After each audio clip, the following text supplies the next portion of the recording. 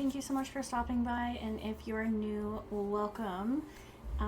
Today I'll be doing my August TBR poll for the HRCYED challenge, and due to this being my first time participating in HRCYED, I had some hiccups, so I actually ended up reading 12 books instead of 9 for July, and you'll see that in my wrap-up video, but it was messy, so I made a little bit of adjustment to how I'm going to pull these because I completely forgot about the new releases, and then the new releases that I chose for HRCYED during my planning didn't count because the challenge started in July, so May and June didn't count. So I deleted those. They're small differences, but that's fine. So to get started, I put 1 to 25 on a spinny wheel. Again, we'll do from this being 1 and then from left to right, like you're reading, all the way down to 25.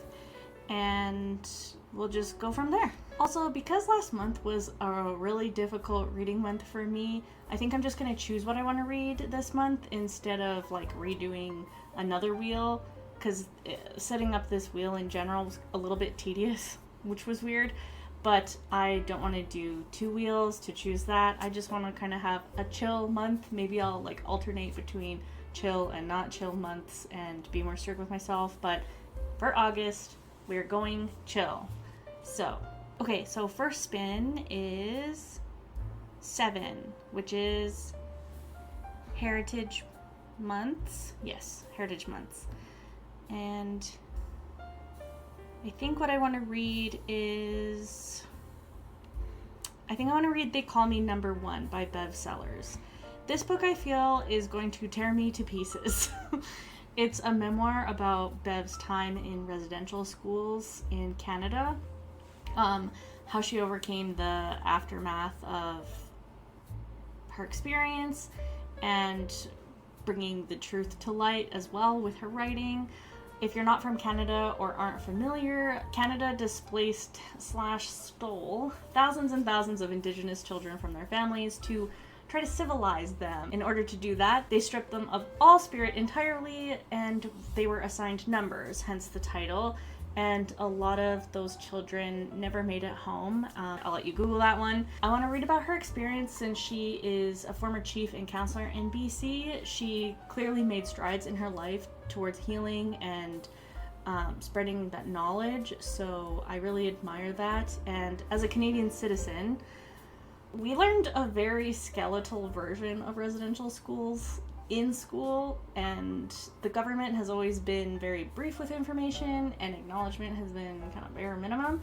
So I feel it's only right to kind of learn more myself. Should be a very intense read. Okay, back on the board, and this book takes care of 2 categories, which is the Heritage Months we see here, and the by the 100s because it's 200 to 299 pages. We are on to spin number 2, and it's, okay, so we've got a 25, which is Challenge Yourself. And just as a reminder, these are books that my boyfriend wants me to read because we have very different reading tastes, so I think I'm just gonna go in order. He did stack them in a particular order that he wanted me to read them in, so we've got Taken Over by Brandon McCartney, aka Lil B, who is a rapper. And the book is written in the style of like kind of text messages, and he kind of writes about something called based, which is a philosophy he lives by in the book, and it's supposed to be like extra positive and everything like that. So I do also have to be extremely careful with this book because it's quite rare. You cannot find it anywhere, so I have to be really careful and like don't bend the spine. So okay, so we're back on the board, and it is updated for Challenge Yourself and BIPOC, so that's good. I'm really happy I organized this so that as many books as possible take care of 2 prompts as much as possible. So yes, now we can do spin number 3, which is 8. We've got 8, the translation challenge, and for this one I'm gonna go with Memoirs of a Polar Bear by Yoko Tawada. This book is about 3 bears and their lives, One is mom and the other is a daughter and the third is far away. I don't know the relation. I wonder if there is one. And I'm really interested in authors who write from non-human perspectives. It's also a short one, and after July I really need some quicker reads. So there we go. Back on board, we did our translation challenge, as you can see here, and we also took care of animals. So we'll spin again. We've got 25 again, so I think I'll just go in order because that's what he wanted, and we'll do Skin by Roald Dahl. This is a collection of short stories for adults. I really struggle with short stories. I find them a little too thinky and they overwhelm me a little bit, but he did say that they're a little bit more straightforward and easy to understand. I don't know why, but like I used to be very good at deconstructing stories and like comprehension and everything, but short stories recently into my adulthood have been very difficult for me. So, and I also have Ernest Hemingway on my list, which is going to be a lot harder, so I might as well get a head start with something a little bit easier. And okay, so Skin only took care of one prompt, which was the challenge yourself prompt, but that's okay. We'll spin again. And we've award season. Okay, so for award season, we have already read we've already read this and the semifinalist and Uprooted. I think I want to read How to Solve Your Own Murder. It sounds really fun. It has a dual narrative, which I like as long as they're not repetitive. I know some books kind of go back and forth repeating, like her perspective was that the car was yellow, and then his perspective was that that was a yellow car, and I'm just like, just write something new. It follows a woman named Frances who is given a prediction she's going to be murdered, and she tries everything in her power to prevent it. And it also follows her niece, who tries to kind of unravel the mystery after she goes to visit her aunt and finds that she has truly been murdered at 60 years after the prediction, I think. It sounds mysterious and fun to read, so I'm into it. Okay, on the board again, we took care of subgenres at the same time as award season. We're making really good headway. I'm sure my reading habits may slow down, especially after like pre-burning myself out. I don't know why I was so ambitious, but I'm sure. I mean, you're not even supposed to finish the challenge, she said. So my reading habits are gonna fluctuate, whatever. I'm just trying to prove Qwordy wrong, as a lot of us are, but she's probably right and we're probably not gonna finish. So let's do number 6. And we got a 1, and this one is easy because I already know I want to read S. As you guys saw in a previous video, I was in the middle of reading it and I paused it during planning, and so now I can unpause it and finish it. And just before anyone comes at me that says you're not allowed to reread something, I made it like 10 pages in, so I don't feel like that counts. So it takes care of the 400s, and I believe it also takes care of something else. Oh yeah, the readathon challenge as well. So we've got that, and we can do spin number 7, which is a 9, Around the World. Okay, I think I'm just going to work my way from the bottom, I guess. We're gonna do Scott's Last Expedition. As you guys know, if you've watched my previous video, there was a different book there, which was The Terror, which someone commented on that video that said Terror's not set in Antarctica. I felt kind of dumb, but I did do research. I didn't really read this novel because I was planning everything over 2 weeks, and I just looked up a reading list on Goodreads for books set in Antarctica, and I think Goodreads just spat out Arctica, and we know how that algorithm works. So I have changed it to Scott's Last Expedition by Robert Falcon Scott.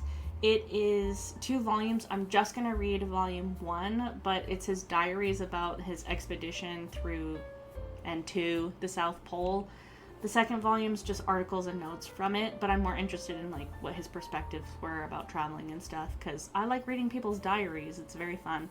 Changing the book, thankfully didn't change the board with my counts, because Terror didn't have a buddy on my spreadsheet, so it's all good. Spin number 8. We've got a 19. Okay. 19, I think, is subgenres of choice. Okay. And I'll do, I guess, in order, because I've got How to Solve Your Own Murder on here, and I already read The God of the Woods, so we'll do All the Colors of the Dark by Chris Whitaker.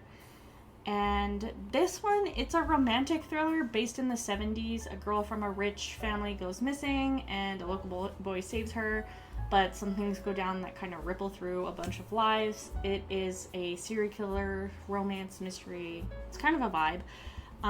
And I do have it under historical because it does involve a lot of history in the 70s, and it is listed as historical, so I'm adding some romance in there. Weirdly enough, though, the board reversed How to Solve Your Own Murder, so that's really funny. We had award season, and it covered subgenres, and then we have subgenres, and it's covering award season, so that's funny. So, as I mentioned in my last video, my goal was to read 9 to 10 books every month, but last month I made some errors and I accidentally read 12 books instead of 9. And part of the reason that I screwed up so badly was I forgot about the new releases and then found out that the new releases didn't count that I had already read. So this month, the 9th book is going to be the new release, and we're not going to roll for that one. It is Well Actually by Maisie Eddings. It is a romance. It kind of gives the Chicken Shop vibes, if you guys have seen the girl who does interviews, or I think it started in a chicken shop, but now they're like chicken dates or something, and she interviews famous people. It's kind of giving me that vibe. The main character does it over hot dogs.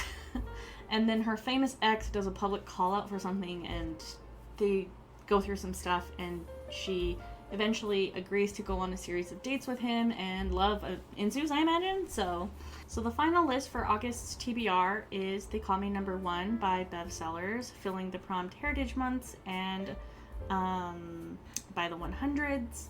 We've got Taken Over by Lil B, which is taking care of the Challenge Yourself prompts, and by Puck. We've got Memoirs of a Polar Bear by Yoko Tawada, crossing off Animals and Translation Challenge. We've got Skin from Roald Dahl, which is covering just the one Challenge Yourself, and How to Solve Your Own Murder by Kristen Perrin, helping with awards and subgenres. And that is still really funny to me that they're in reverse.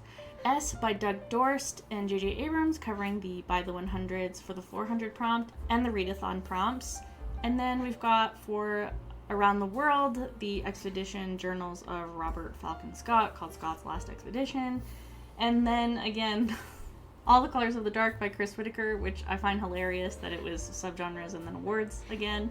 And then finally, we've got Well Actually by Maisie Eddings, which is going to take care of the new releases as well as the queer alphabet prompt. And if you have any suggestions for September, because now that I've screwed up so bad for the new releases, now I'm scared and I don't have them filled out anymore.